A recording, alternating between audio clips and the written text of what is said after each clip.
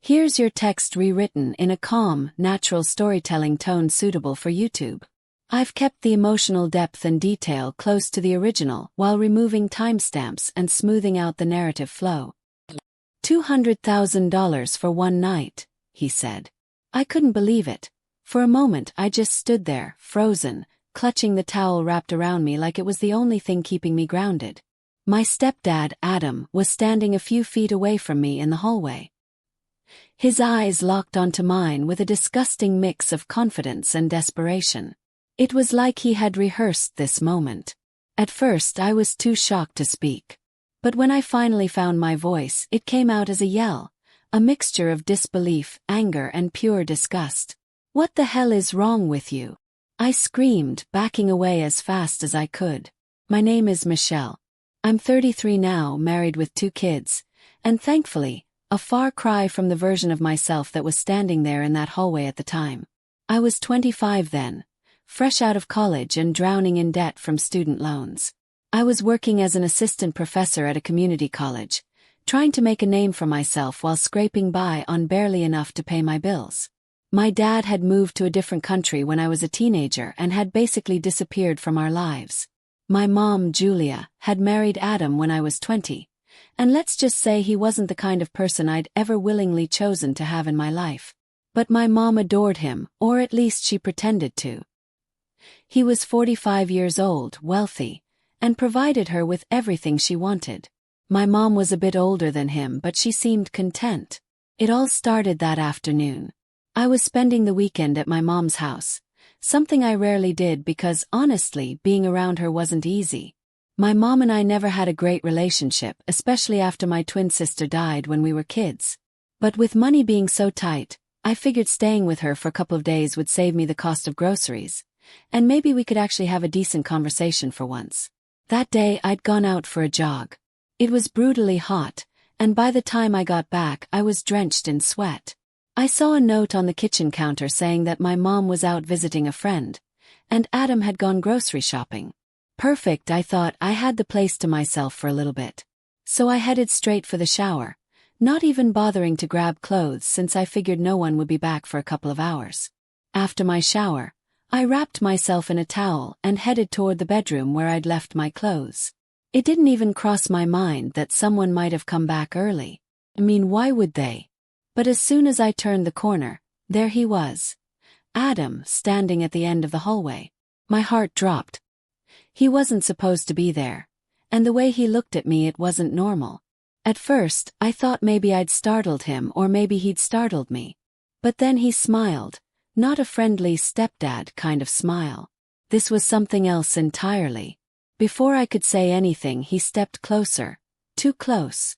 "You're beautiful, you know that," he said, his voice low like he was testing the waters. I froze, not sure what to do or say. My brain was screaming at me to move, to get out of there, but my feet felt stuck to the floor. Then he said it, the offer that made my stomach turn. $200,000 for one night, he said, like he was offering me a business deal. His tone was calm, almost casual, as if this was something normal to say to your stepdaughter. That's when it hit me. He wasn't joking. He meant it. Every disgusting word felt like the air had been sucked out of the room. My mind was racing, but I couldn't form a single coherent thought. "What the hell did you just say?" I managed to choke out. My voice didn't even sound like my own. It was shaky, almost a whisper. Adam didn't flinch. He just kept looking at me with that disgusting smirk. "You heard me," he said, shrugging like it was no big deal. "Think about it, Michelle. $200,000. You could pay off your loans, start fresh. No one would have to know." That's when the anger kicked in, boiling up so fast I could feel my hands trembling. "Are you insane?" I yelled, backing away from him. "What kind of person do you think I am?" He didn't move. Didn't even look embarrassed. If anything, he seemed annoyed, like I was the one being unreasonable. "Calm down," he said, his voice still infuriatingly calm. "It's just an offer. You don't have to make a big deal out of it." A big deal. He was standing there trying to buy me, and he had the audacity to tell me to calm down. My whole body was shaking, and I couldn't even look at him anymore. I turned and ran straight into my room, slamming the door behind me and locking it. Once the door was locked, I pressed my back against it, trying to steady my breathing. My heart was pounding so hard it hurt. I felt trapped, not just in the room but in the whole situation. What was I supposed to do? Let me know if you'd like further refinements. Here's your text rewritten in a calm, natural storytelling tone suitable for YouTube. I've kept the emotional depth and detail close to the original while removing timestamps and smoothing out the narrative flow. Not just in the room but in the whole situation. What was I supposed to do? I wanted to scream, cry, throw something, but most of all I wanted to be anywhere but there. The worst part was knowing I had no one to call. My mom, she'd never believe me. She never believed me about anything important. And this? She'd probably twist it into being my fault somehow, like she always did. I sat on the floor, hugging my knees, trying to figure out what to do. Minutes dragged by, each one stretching out endlessly as I sat there in silence. Through the thin walls, I could hear the low murmur of the TV. Adam had made himself comfortable in the living room, as if nothing had happened. The audacity of it made me feel sick. Finally, the sound of the front door opening broke the tension. I heard my mom's voice, light and casual, like it was just another normal evening. For a moment, relief washed over me. She was home.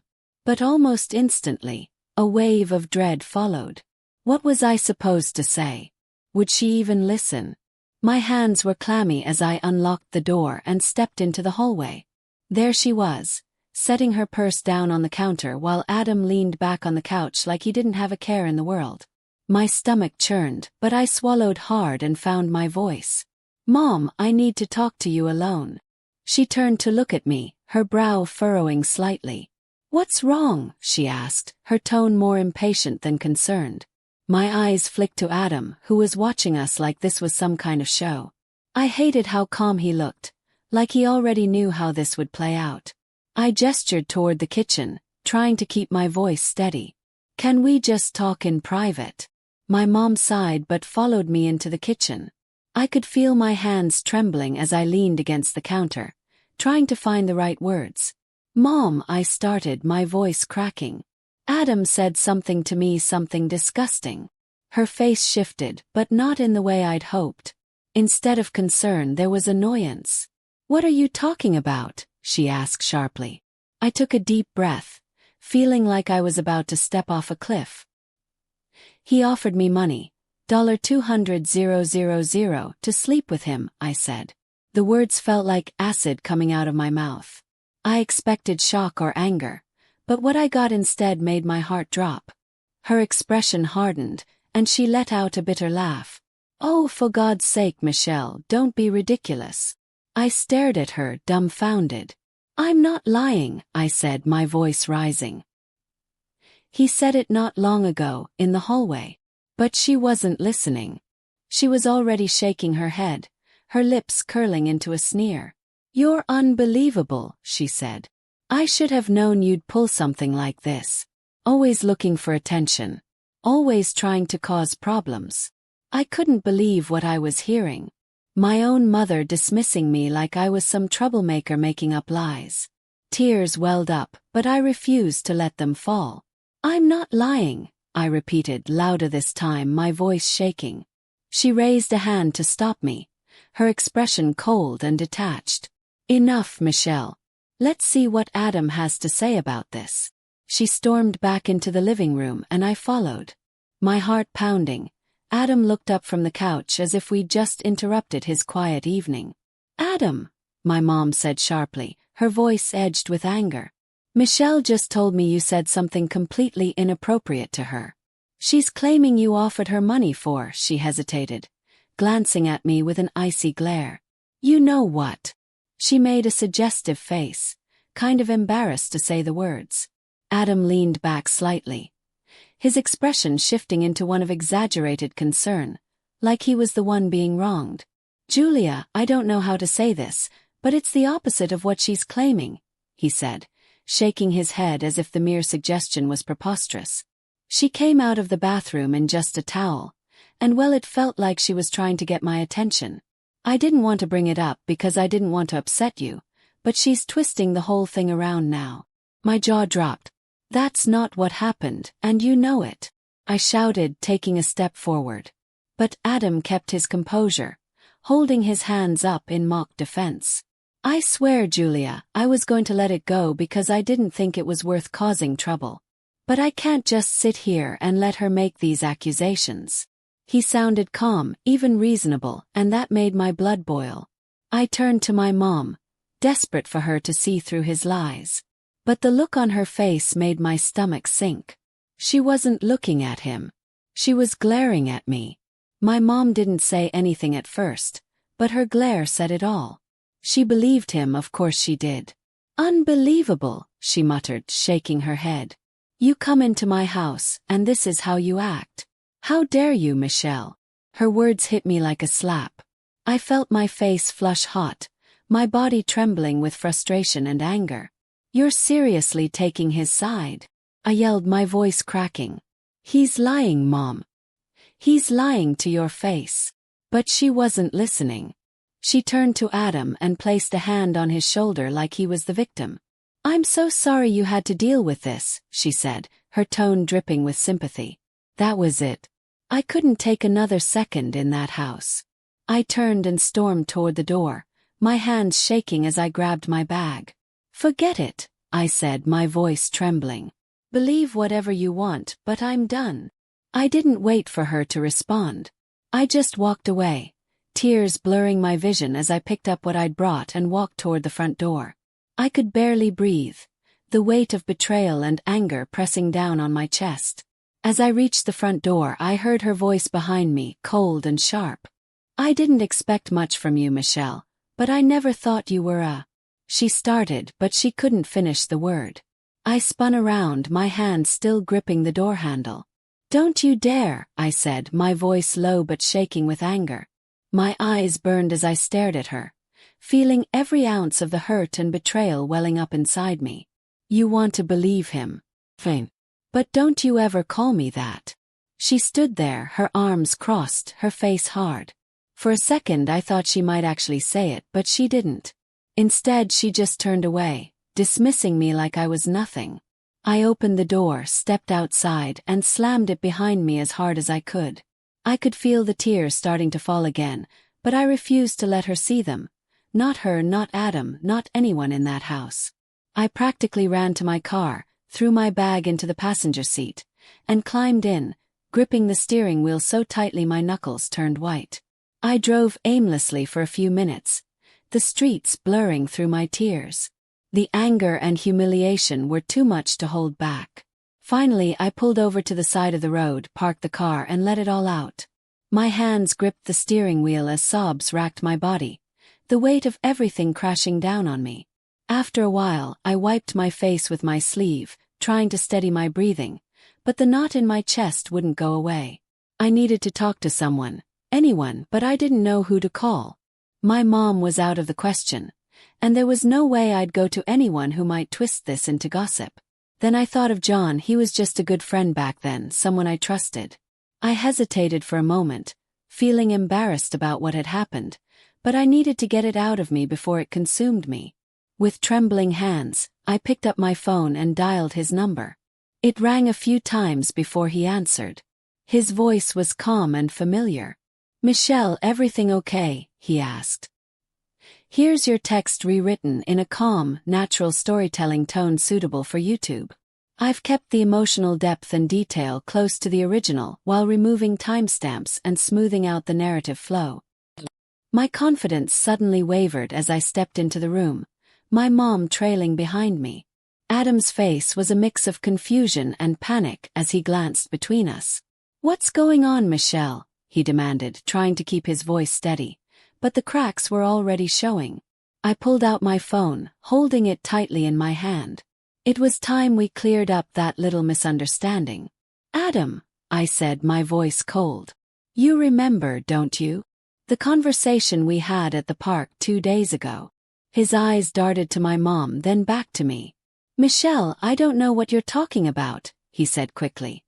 His usual smugness replaced by a nervous edge. I think you're making a big mistake here. I smiled faintly, my hand trembling slightly as I tapped the play button on my phone. His voice filled the room, crystal clear. Every disgusting word he'd said at the park played back. His offers, his excuses, and worst of all, his casual admission that he meant every word. My mom's face paled as the recording continued. She froze, her eyes wide as she stared at Adam.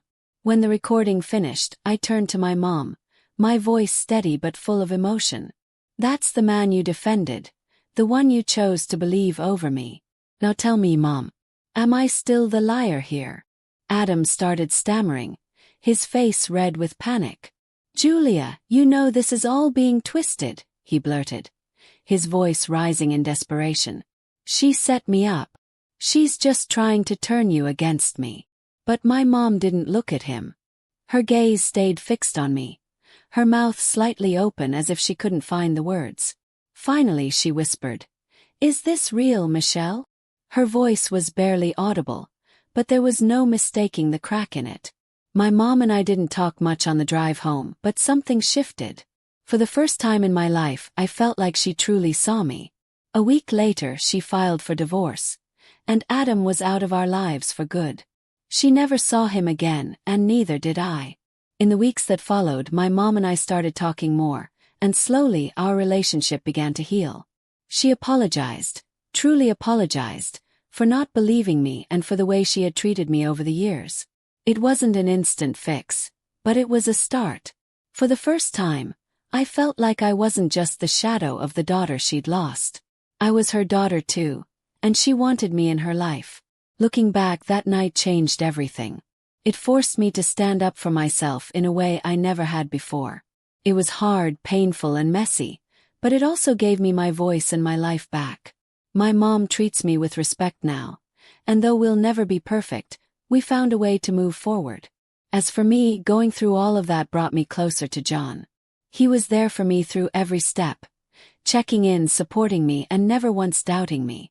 What started as a friendship grew into something more over time. By the time I turned 30, we were married, and now, with Bobby and Emma, I have the family I always dreamed of. A family built on trust and love, something I once thought I'd never have.